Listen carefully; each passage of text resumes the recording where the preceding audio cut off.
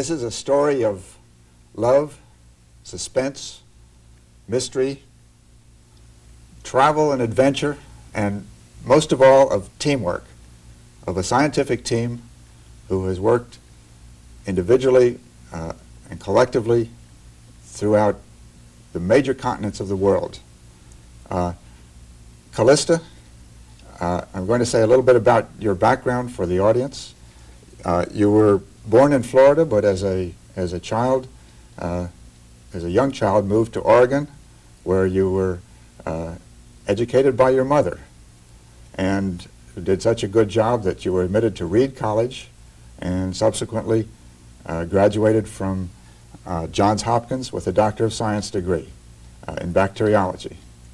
And we have asked you today to be the spokesperson for you and Calista Causey. Otis was born in South Carolina, graduated from Clemson College, and also received his Doctor of Science degree from Johns Hopkins University. After leaving Johns Hopkins, he spent a time in Siam at the Chulalongkorn University, and then returned to Johns Hopkins to teach medical entomology.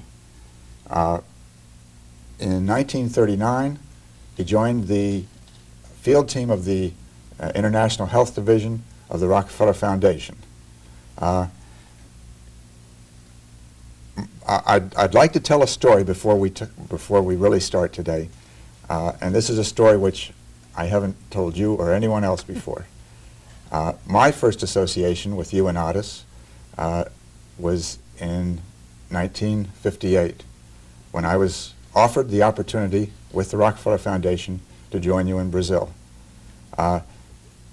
This represented a big step in my own career, and I asked my father whether this was the right thing to do. And you may remember he visited you just before I joined you. And history tells the rest. Of course, he said if I wanted a productive career, that you were the people to work with. Now, I'd like to start out by asking you how you met Otis. Well, we were both at the School of Hygiene at Hopkins, Johns Hopkins University, and we took each other's courses first, and then we were part of the group that had good times together.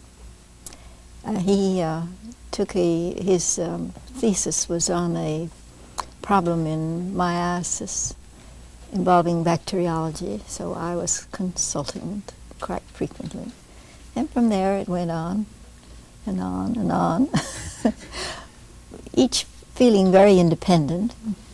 I had promised my professor that I would not get married, which was by then sort of past, worn out. I mean, that was a provision for the first couple of years, I guess. And he went to Siam. And can you tell us about what he did in Siam? He was professor of biology. He had full charge of his department. He taught in English, but he learned Siamese for his, on the side. He had quarters in a hotel where he had a cook and a private living, so that he really had to learn some Siamese. And he was interested even then in doing, well, not even then, because he had been interested in entomology at Hopkins.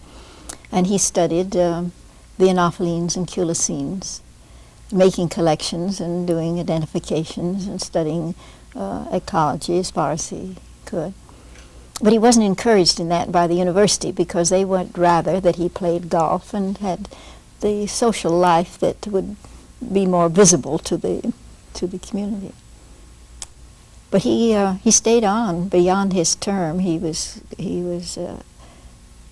2 years, and then another 2 years, and then his professor died in the Root. You remember? Yes. Died when he was away, and he was offered teaching at Hopkins. So he returned to Hopkins. So he returned to Hopkins. Mm-hmm.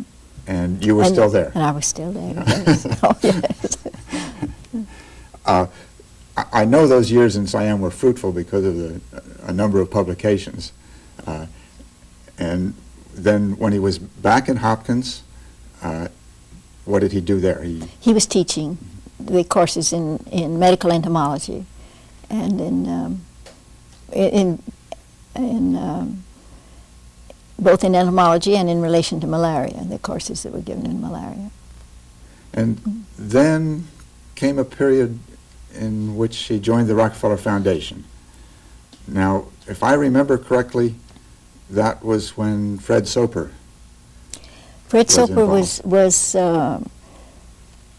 headed up the team that the Rockefeller Foundation established in Brazil at the invitation of the government of Brazil to help with the eradication of Anopheles gambia, come over from Africa, and was at that time had extended the gambia at first was rather localized in the port areas along the coast, but this had gone inland up the rivers and had gotten into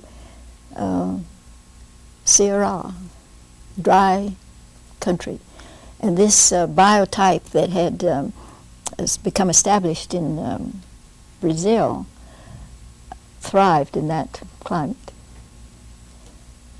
The Rockefeller Foundation established a laboratory with, I think, first Shannon. I think Shannon started the lab. And they asked Otis to go in and continue and develop it.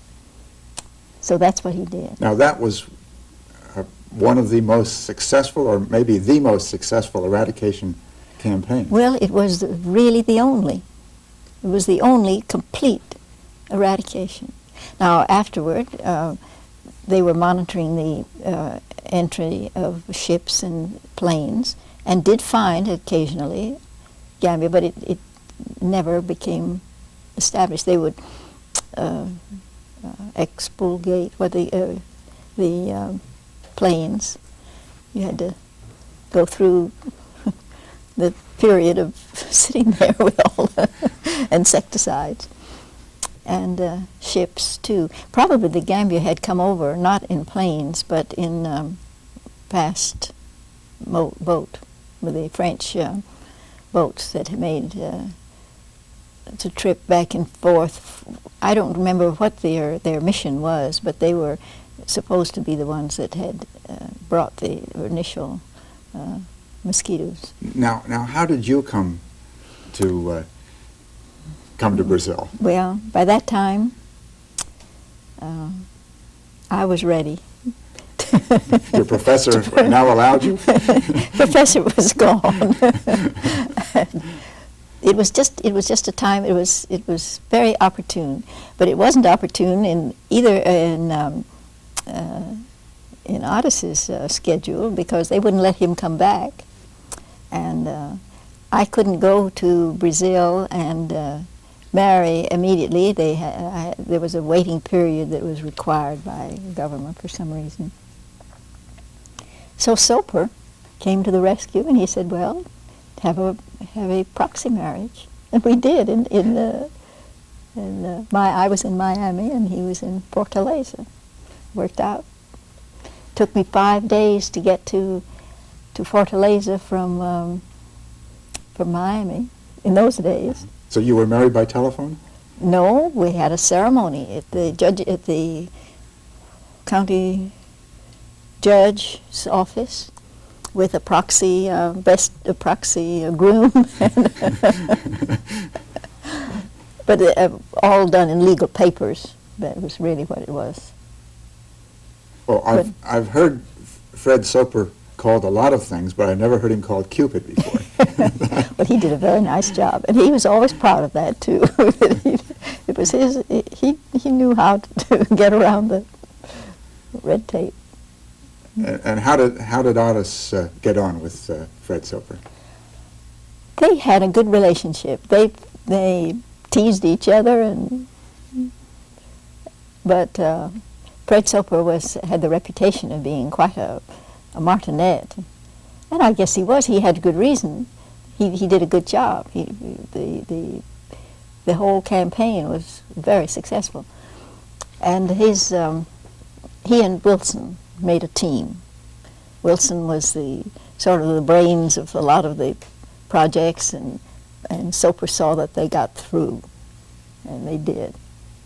Getulio Vargas helped too. He was the